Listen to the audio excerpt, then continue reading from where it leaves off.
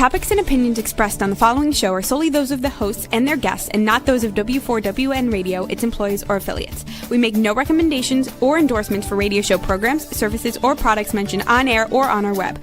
No liability, explicit or implied, shall be extended to W4WN Radio, its employees, or affiliates. Any questions or comments should be directed to those show hosts. Thank you for choosing W4WN Radio.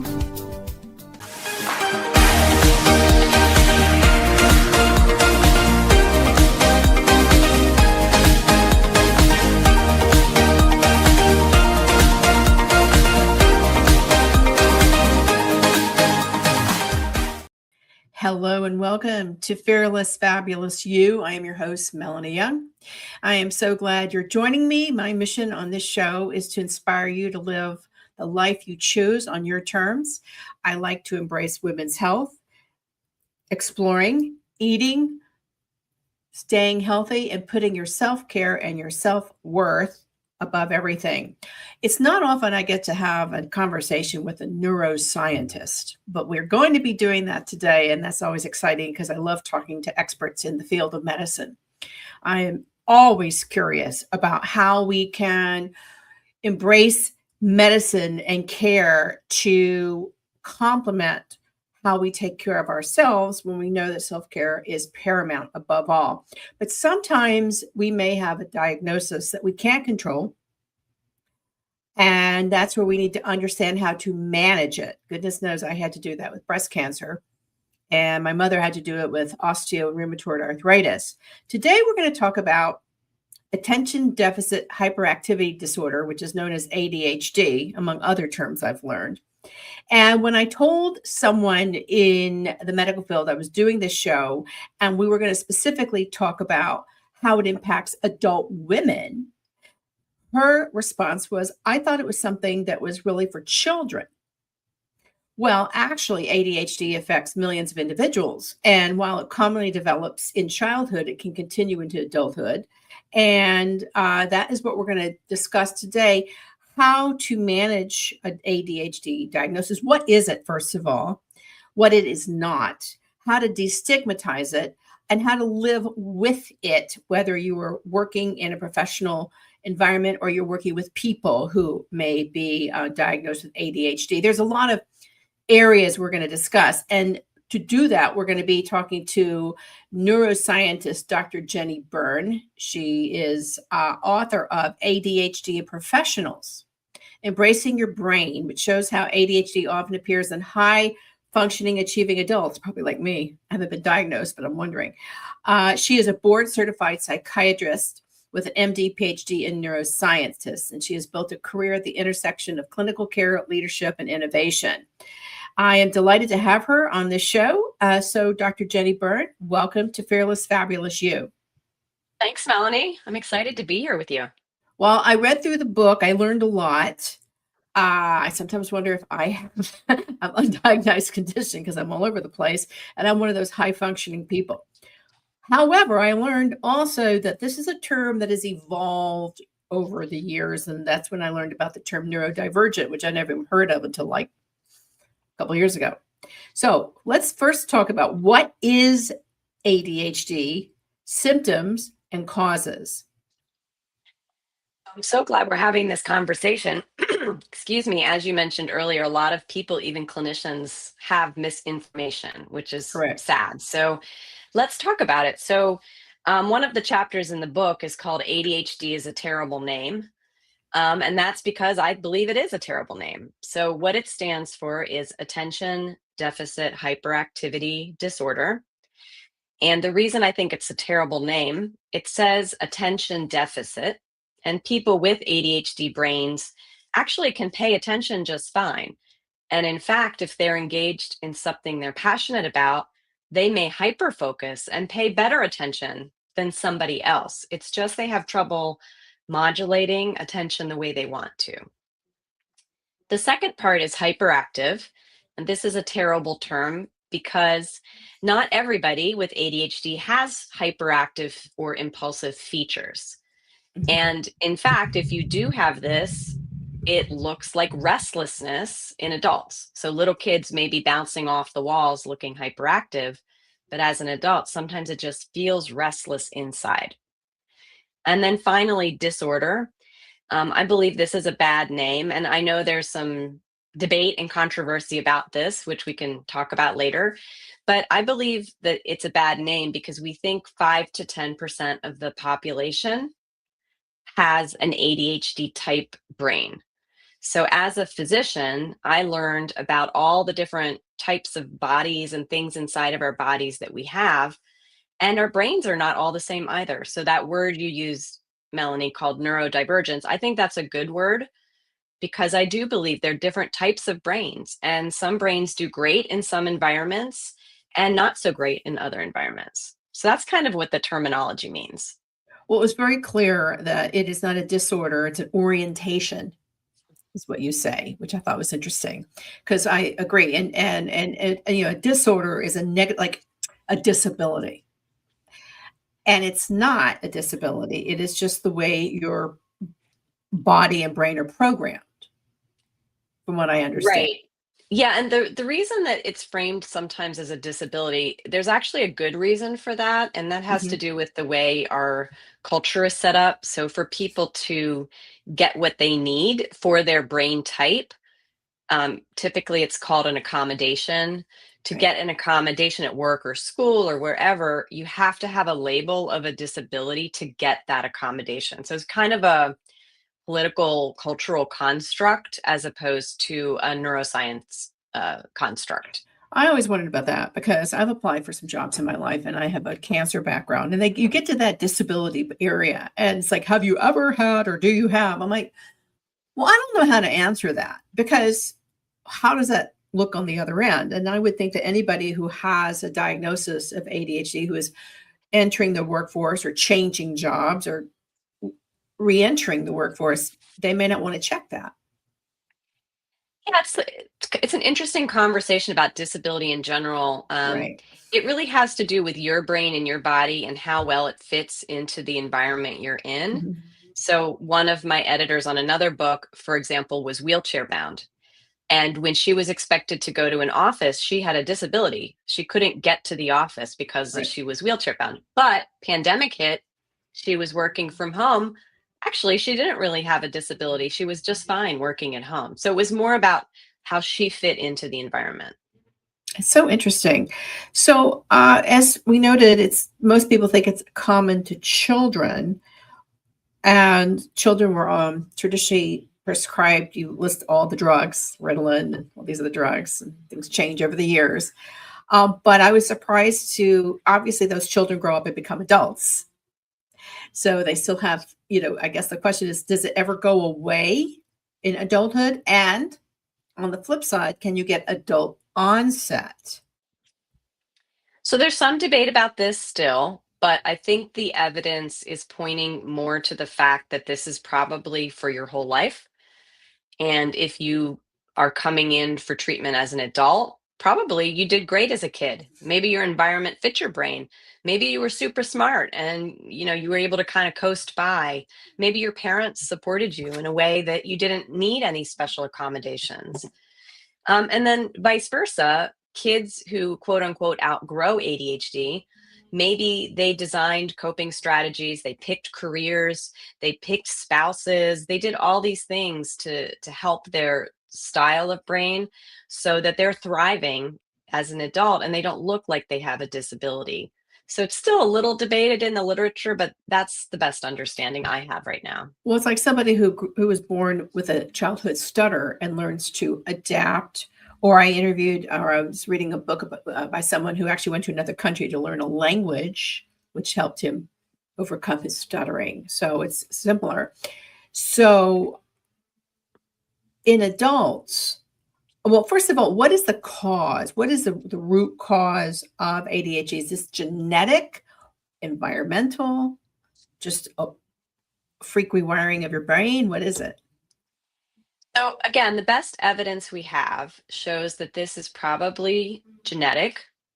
It is highly heritable, meaning if you have ADHD in your biological family, pretty good odds it's going to pass through your biology as well. So, for Mhm. example, if one parent has an ADHD brain, Probably 50-50 odds, at least one of the biological kids is going to have an ADHD brain too. And this is interestingly more heritable than any other psychiatric disorder. So, people think about schizophrenia, bipolar disorder as being highly heritable and running in families. ADHD is actually more heritable. So that's kind of a fun fact. But I think what gets very confusing for people is that our brains can look sometimes like we have ADHD because of our modern lives and our Hmm. lifestyle and the way we train our brain to have short attention spans and to be easily distracted. So that's where it can get a little tricky. And some authors write about this idea of an attention trait or something that is not your biology, but more your environment and how that's shaping how your brain works. I can only imagine how this is happening, what's occurring now with social media and the constant scrolling. You don't really know. Now, two things. How is it different from ADD? Because people always, tease and joke, oh, I've got ADD, which is attention deficit disorder, right? How is this different? And is that a real term? And what are the real terms that you should be looking Yeah, for? great question. The real term is ADHD. The term ADD is an older medical term that we Okay. used to use, Hmm. but we don't use it in the medical community anymore. So it has lingered in our culture, but it Hmm. is actually not the proper term. So the proper term is ADHD, attention deficit hyperactivity disorder. The other thing I would say is when people say I am ADD, I think what they're trying to communicate is they're struggling to modulate their attention the way they want to. But I would urge if anybody's listening to not say that because it actually creates misinformation. And for people who do have ADHD and are living with that, sometimes it can feel really negative to them and Yeah. stigmatizing. So I actually recommend that you don't use that term. If you're not sure if you have ADHD and you're feeling this deficit of attention, just say, I'm struggling with my attention. And if you really, after hearing today or reading, you think you have ADHD, I really urge you to learn more, get good information, and maybe get an assessment. Yeah, absolutely. And I don't like loosely flung around terms, period. Like people go, that's retarded. That is so wrong. That is like a Oh, my big pet kids peeve of would kill mine. me if I said that. Yeah, we Yeah, don't say it's that it's just anymore. so wrong, but I've heard it in the craziest ways. And everybody be very careful. Choose your words very carefully before spitting them out. Yeah, Because it's just particularly, kindness, right? yeah, Like it's just I know there's like debate about, people feeling like they can't say things and that's I know. constraining them. And a lot of people feel that way and I get it. But these words are actually really hurtful to people and stigmatizing. So it's just kind of being kind, honestly, not about Yeah. telling you what you can or cannot say, but just kindness. I think it's actually I've taken the time to become more aware of doing a little research on current terms, including slang, because it has changed a lot. I was in a social setting the other day where I was talking to a family, and they were non-binary, and so I had to carefully say they. I knew what to say because I'd done, but you've got to be very careful because you want to be respectful. And it's okay if you make a mistake. If you say Yeah. something, oh, ADD, oh, you know what? Wait a minute. Dr. B said I shouldn't say that anymore. Sorry, that just kind of slipped out. Like people are generally pretty understanding if you just kind of say, oh gosh, I'm sorry, I slipped. So how do you actually diagnose ADHD, and what are the real symptoms versus I'm multitasking, I can't focus anymore. I love this question too. So the way I diagnose ADHD, so I take a pretty thorough approach. So I do this all day. I've been doing this for decades. Mhm, The way I assess for ADHD is threefold. I do what's called a clinical interview, which mhm, is like when you go sit down with your doctor or your psychotherapist, they ask you about your history. mhm. It's really important to ask about medical history, a lot of medical things. You mentioned women, especially. There are a lot of medical things which can look like ADHD. So you should always be asking about that. Right. We really need to look for other things going on, anxiety, depression, using substances. So, really getting that full history, that's piece number one. And that's what Mhm. most people do. I take it a step further. I like to do two more things. I like to do a computer test of attention. And that's really the neuroscience piece. Like I can see with this test of attention that you do on the computer at home, how your brain is responding to stimuli. So that's my number 2. And then my number 3 is a standardized executive function rating scale. And that allows me to see what you and somebody who knows you well thinks about how you show up in your life. And I put all those 3 things together. If I have 3 out of 3, it's kind of a slam dunk for the diagnosis. If I have 2 out of 3, I'm like, okay, that's probably what it is. But if only one of those things matches ADHD, I'm normally apt to say, let's look a little deeper. So that's how I do it. A lot of clinicians out there will just do the clinical part. I'm really trying to educate and teach other clinicians now how to do a full assessment, because it's sad when the diagnosis is either missed or made in error, because it sends the person off into rabbit holes that probably aren't really going to be helpful for them, and they're going to waste a lot of time and money and suffering potentially. So that's why I like to do a really nice, thorough workup at the beginning.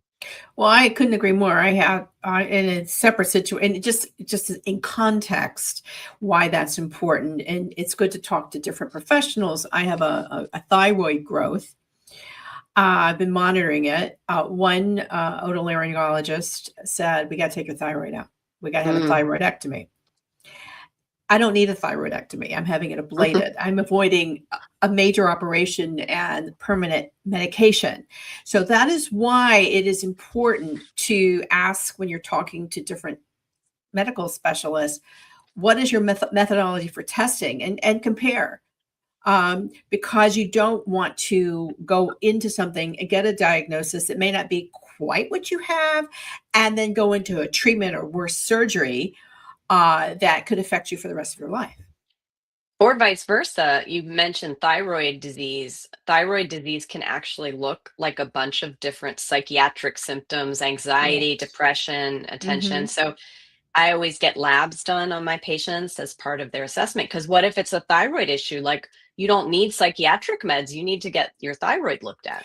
That's actually a really good point. It could be a physical condition that's impacting and not. So you really need to do a whole 360 approach before getting into the expensive part, which is the treatment, because treatment gets expensive, and particularly if it's a lifetime. So how are symptoms managed and treated?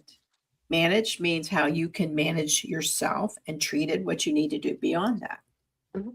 So I didn't say yet, but there are 2 primary types of symptoms you can have with ADHD. Some of them are based around inattention or distractibility.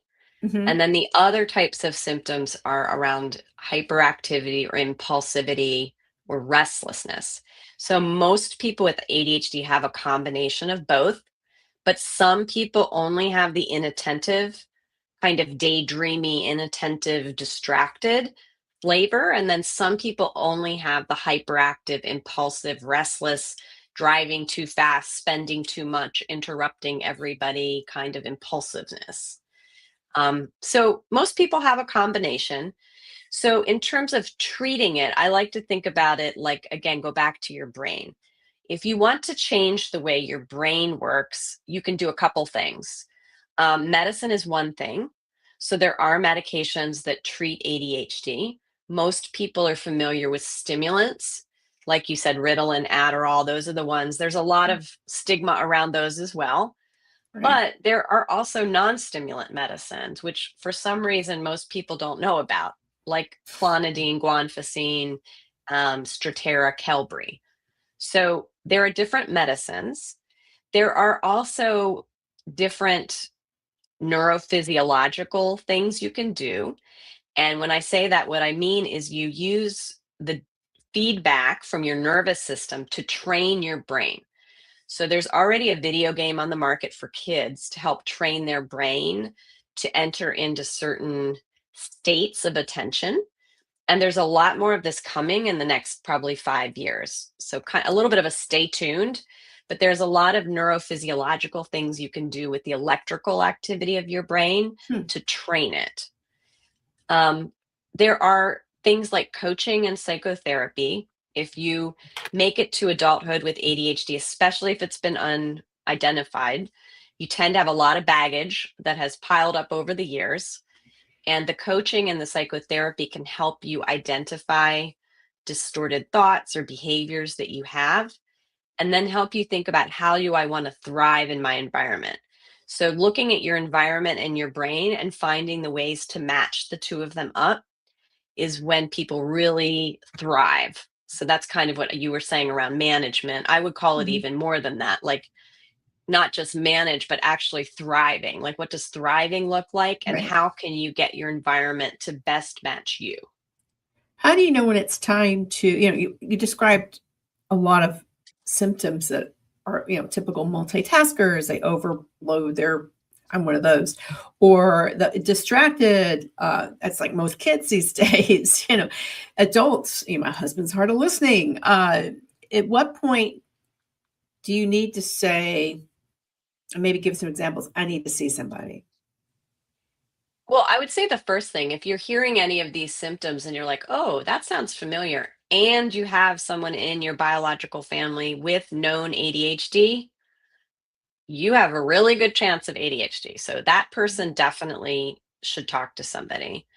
If you don't have a clear biological history of ADHD, I think some of the flags to be looking for would be a feeling of, well, if I could just blank, if I could just get the laundry done and folded and put away every week, if I could just be on time, if I could just get my to-do list done, if I could just be calmer with my children in the evening, if I could just stop impulsively shopping. If you have a lot of this, if coulda, woulda, shoulda, if only, and you really haven't figured it out yet, like, that's another flag that there may be something going on that you haven't identified. I hear that one quite a bit. And frankly, most people, by the time they come to me, they've waited years. It's hard to ask for help. People feel stigmatized. They don't know where to ask for help. Having ADHD makes it hard to navigate a healthcare system to get the help you need. So normally by the time you're asking the question, you probably are ready to get someone to take a look. So let's talk about, this is a good segue into ADHD within women, because women are always are multitasking now between parenting and community and work and self-care, and I feel it all the time. And I'm not a parent. I can't even imagine. I mean, I can barely keep up with the day right now. So are there ways that ADHD show up differently in women? And at what age can it, as a woman ages, can those symptoms become more severe? Great question. We know that historically ADHD in girls has been missed. As you said, Melanie, most clinicians didn't even know girls could have it. So most women who are adults today, it would never have been diagnosed in childhood because people didn't even know about it. Right. So most women with ADHD were not diagnosed as kids. And unless they were really disruptive in class, they were probably not a concern. A daydreamy girl who looks out the window all day, maybe not a concern. The ADHD girl, maybe who has emotional breakdowns, might be labeled as something else, Mhm. right? Women who have emotional lability get labeled typically as being anxious or depressed, or, just being, on their period, or I've heard all kinds of things. So Hormonal. hormonal, right? So that kind of behavior in women goes Yeah. missed for a long time. So how do you know if you're an adult woman? What are the signs that are different than men? What I have found in my work with women is that they tend to internalize a lot of the shame and stigma and blame and criticism and try to shape themselves Mhm. to fit their environment. Whereas men, not all, but many men, don't try to shape themselves to fit the environment. The people around them shape themselves to fit the man. So the classic is like the man who's an executive who has ADHD. He runs around impulsive and charismatic and energetic, and everyone says, oh, wonderful. We'll just get him a secretary to make sure he doesn't forget his appointments, right? And that male CEO probably has a wife at home who is also managing the house and making sure he gets to the club on time. But for women, we don't typically get those supports. So if a woman executive is having trouble remembering things and running around, being impulsive, it's normally a negative, and she doesn't get help. And then that woman goes home and tries to manage home. And again, she's still doing most of the stuff at home. So women tend to struggle a lot, but they tend to keep it inside. That's what I have seen. And they melt down. It ends up leading to kind of emotional meltdowns, which once you deal with the ADHD and the environment, amazingly, the emotional meltdowns go away. It's sad, but it's true. And, one of the things, I thought was interesting is you know that many high functioning, successful professionals have ADHD. Obviously, I don't know who they are, but you do.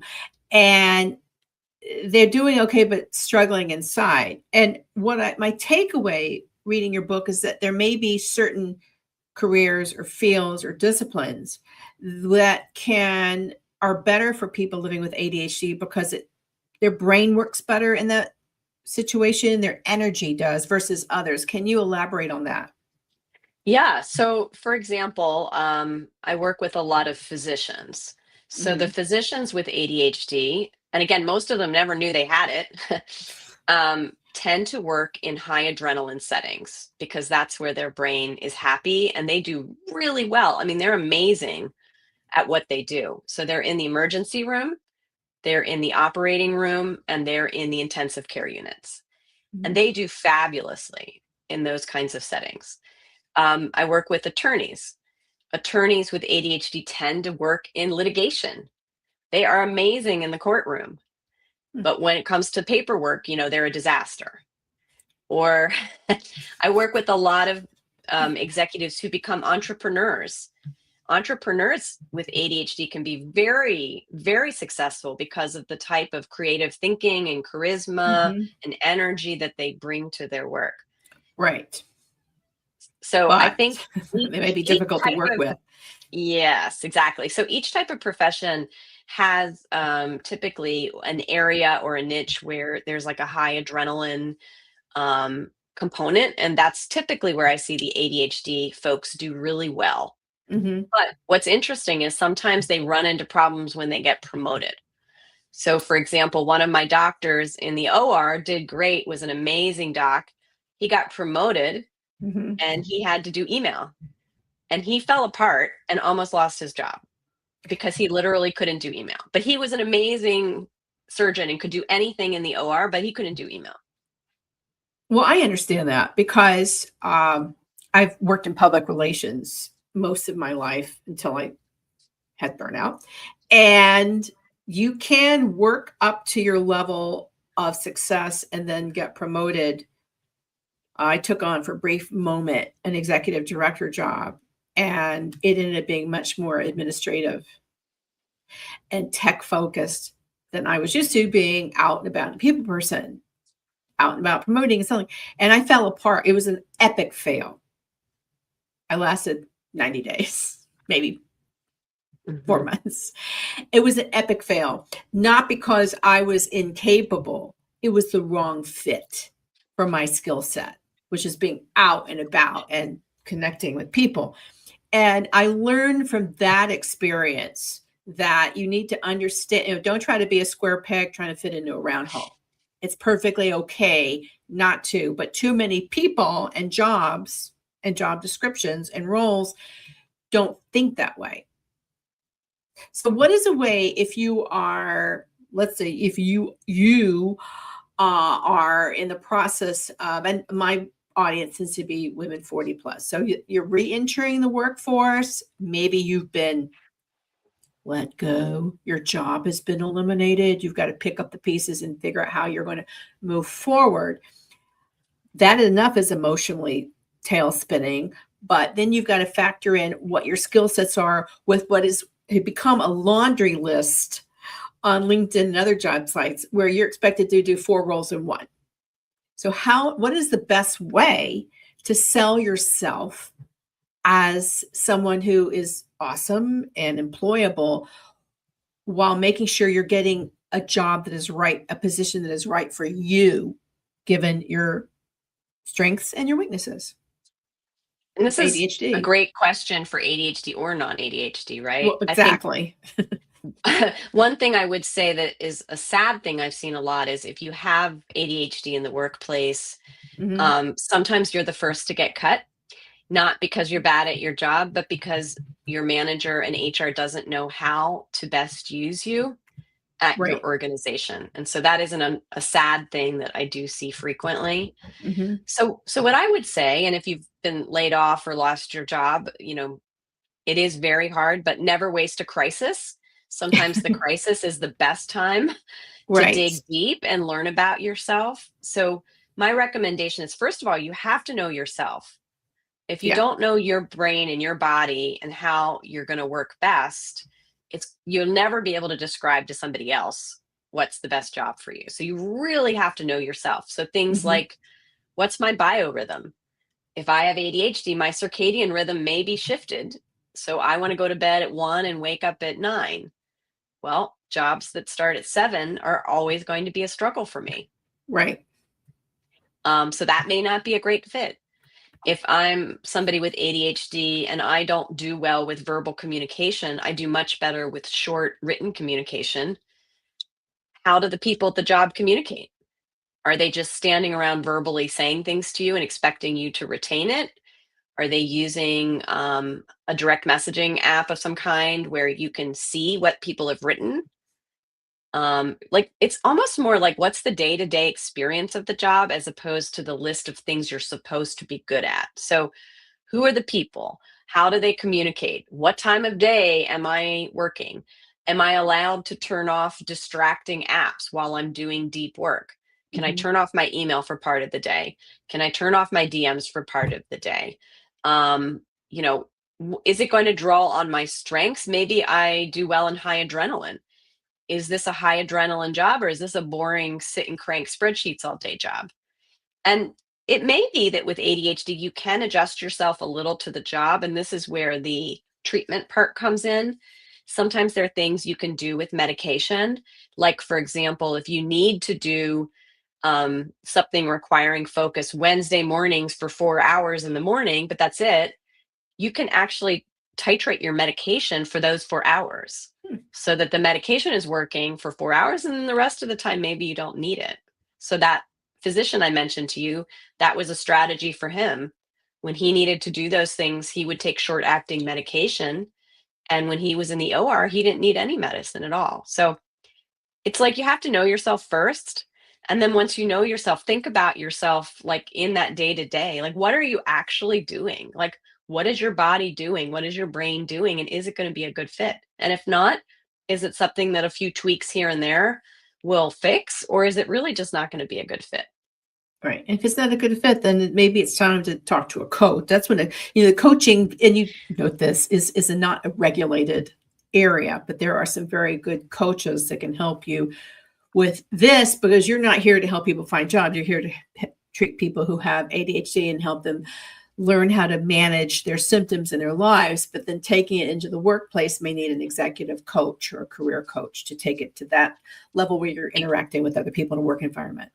Exactly. And there are coaches who specialize in ADHD. Right. So I do a little bit of coaching, but there are others. I have a resource list on my website that if you put your email, I have a bunch of coaches on there. If you have ADHD, I do recommend a coach that knows about ADHD, because if you get one that doesn't, they may recommend a bunch of stuff which isn't going to be helpful to you. So you do want to make sure you have somebody who knows about ADHD and how it shows up in the workplace. Please share your website. ConstellationPLLC.com. Okay, and you're known on YouTube as Dr. B, which I like. So this is a big one. A lot of coaches are trained in that. You got coaches galore out there. So I think the fact that you recommend someone who specializes in ADHD is very, very important.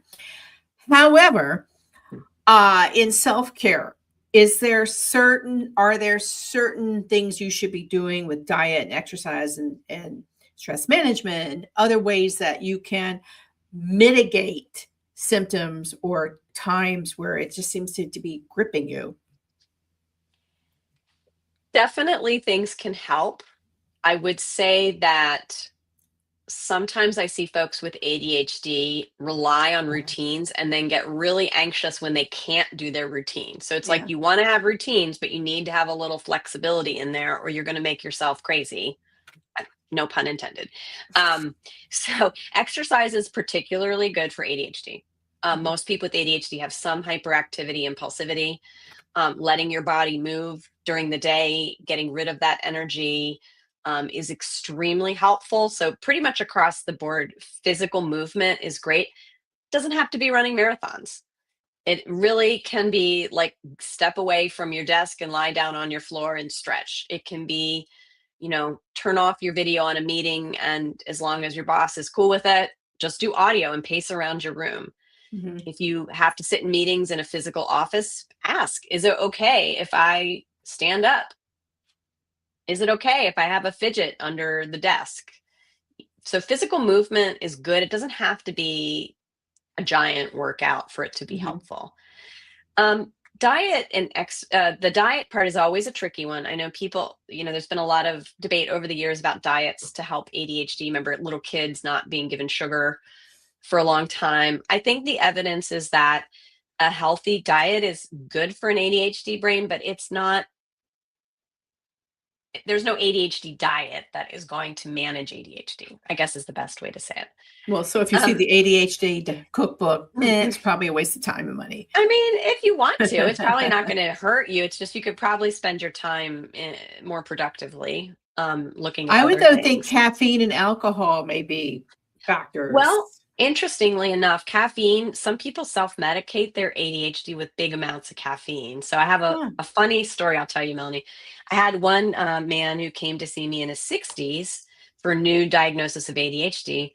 His wife said the only time he's been calm and not hyperactive, he accidentally ate a bag of chocolate covered espresso beans, which you can imagine how much caffeine No, I would be in a can't. bag of espresso beans. And he was totally calm. So some people do use caffeine as a form of self-medication.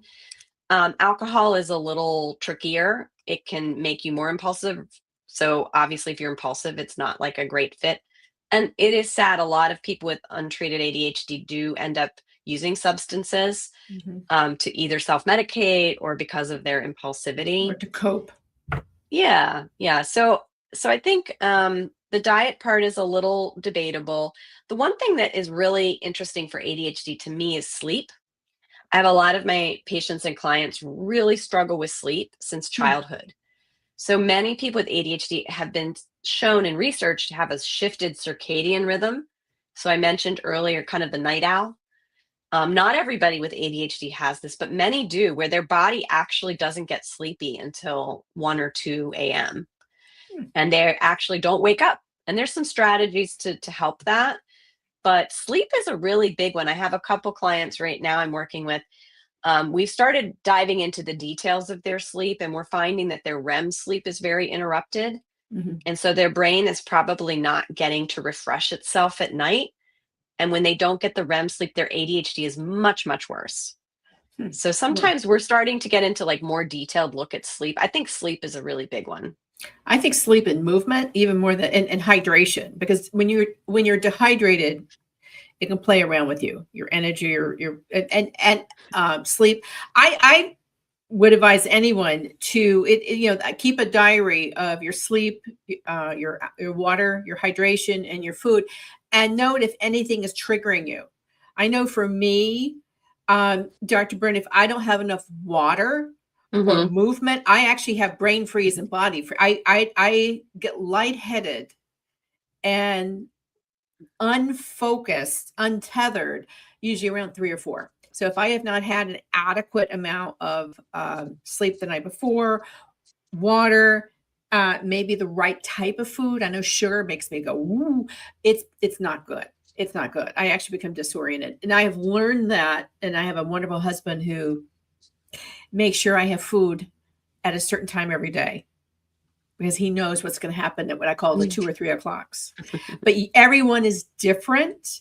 But I think everyone needs to understand that and maybe pull back on something if it's not feeling right.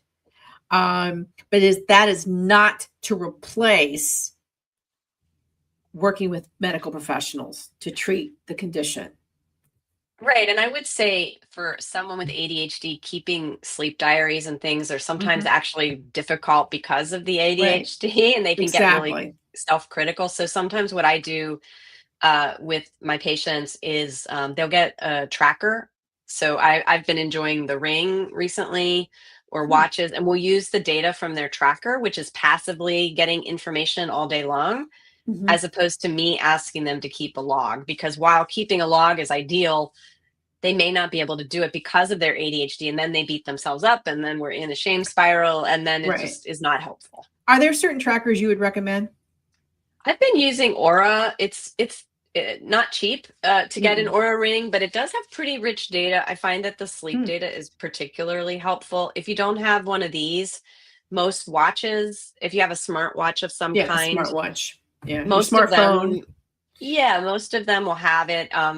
You just have to wear it at night. That's the thing where most people are like, I don't like to wear a watch at night, but you can get data from it if you wear a smartwatch at night. Yeah, I think my husband uses a smartwatch. I just do a pedometer and note my hydration. And, I was asked to keep a diary on how much, how frequently I drank water and pooped and peed. And I'm like, you gotta be kidding me. Not happening. It's just not happening. I'm not one of those people. I write diaries and journals, but I'm not going to document every time whatever. So you got to work with it. Now, let's talk about artificial intelligence, which touches everything. In that age, are there tools and developments that you find encouraging that can help? Short answer is yes. AI is all about trust. And can you trust it? If you can't trust your AI, don't use it. It will not be helpful, maybe harmful. So there are some promising things I've seen. I use a little bit of AI in my practice. I don't use it to communicate with the patients, but sometimes I'll ask them to leave me voice recordings, and then I can use a custom AI platform to extract things from their voice, which is really interesting. And then I can also use like AI. Tonality or pitch? Yeah. Like, for example, if you ask somebody, oh, how are you doing today? How are you doing this week? And they're typing, they might say, I'm okay. But with the tone of voice, you get a lot more. So it could be like, oh, I'm okay.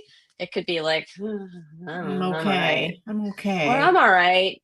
Or I'm all right. Like tone of voice conveys a lot of emotional sentiment. And so AI sometimes is really good at extracting voice information and putting it together with text information so that I can asynchronously learn a lot from my patients, or tracker data. For example, you said, I'll ask them to download their Ring data. And sometimes I'll use AI to help summarize what we're seeing in there. So it's really more, I use custom AI to help me as a physician. But some of my patients are telling me they're using AI to help them be like a little mini ADHD coach. And so that's really interesting. I've been seeing some people have success, but it can backfire a little sometimes too.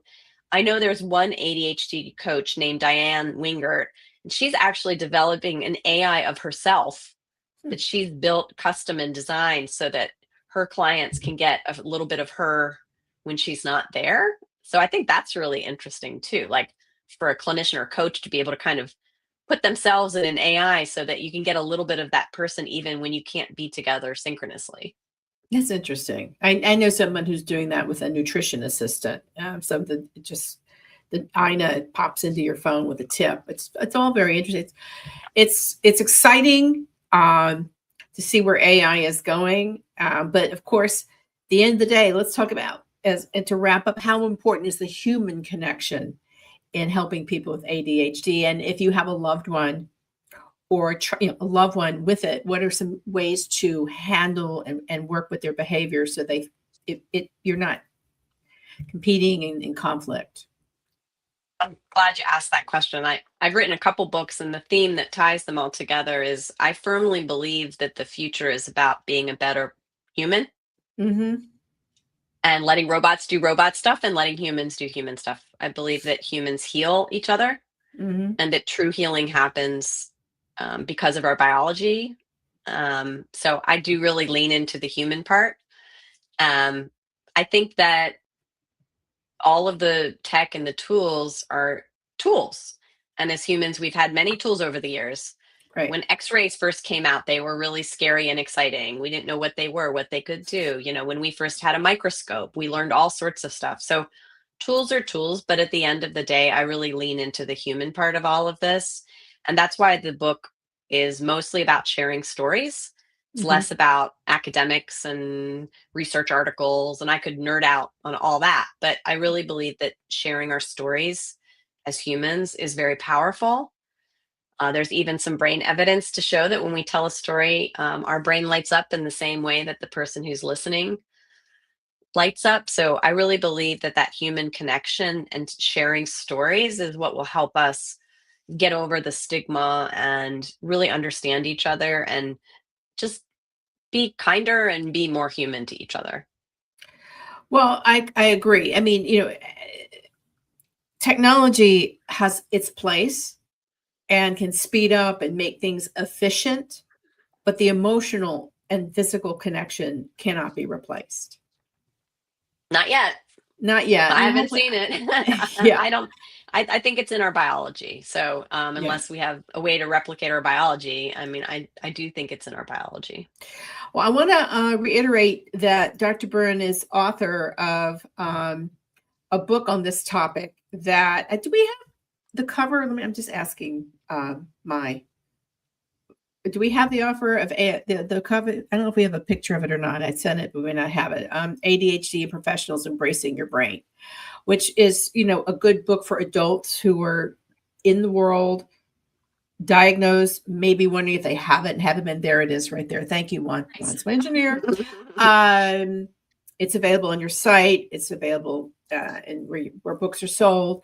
I found it approachable and easy to read. Sometimes I get these books, I'm like, oh God.